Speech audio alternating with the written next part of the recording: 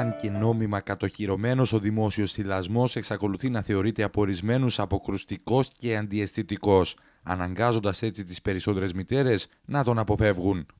Τα στοιχεία είναι ενδεικτικά. Το 67% των Αγγλίδων ντρέπονται να θυλάσουν το παιδί τους φοβούμενες στα σχόλια. Στην Αμερική μόνο το 43% των γυναικών πιστεύει ότι ο θυλασμός είναι αποδεκτός δημόσια, ενώ στην Ελλάδα το 89% των μητέρων, ενώ θέλουν να θυλάσουν το παιδί τους, σταματούν στον τρίτο μήνα. Μόνο το 1% συνεχίζει. Θεωρώ ότι υπάρχουν, αλλά σε μικρό βαθμό.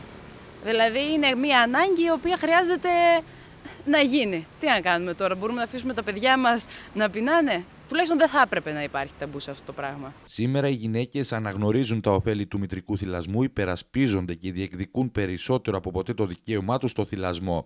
Επαγγελματίες υγείας και με ευτήρια παρουσιάζουν θετική μεταστροφή στην αντιμετώπιση και την προσέγγιση του θυλασμού. Δεν ντρέπονται να τα θυλάσουν σε δημόσιο χώρο. Ποιο είναι το σωστό για σας? Εγώ πιστεύω ότι είναι καλός ο θυλασμός και πρέπει να θυλάζουν. Όπου κι αν είναι δηλαδή. Ναι.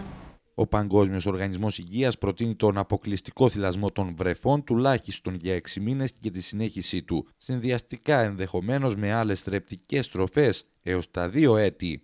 Γεγονός αποτελεί ωστόσο πως μητέρες που θυλάζουν δυσκολεύονται να εκτεθούν σε δημόσιο χώρο στα ενοχλητικά βλέμματα των περαστικών, με αποτέλεσμα πολλές φορές να στερούνται τις εξόδους με τα μωρά τους.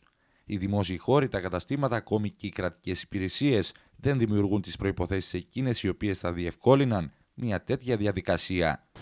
Δεν είμαι υπέρ των φαρμάκων. Το ιδανικό είναι να θυλάζει η μητέρα.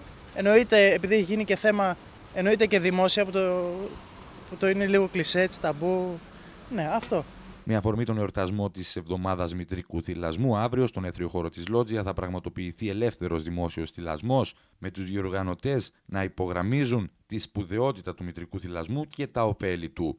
Μία γιορτή για το αυτονόητο μητρικό θυλασμό, σε ένα αγώνα ενημέρωσης για την τέχνη του μητρικού θυλασμού στη χώρα μας. Σιγά σιγά νομίζω ότι πετυχαίνουμε και πάλι να είμαστε κοντά στη δυνατότητα να θυλάσουμε τα παιδιά μας. Χρειαζόμαστε περισσότερη υποστήριξη, περισσότερη ενημέρωση.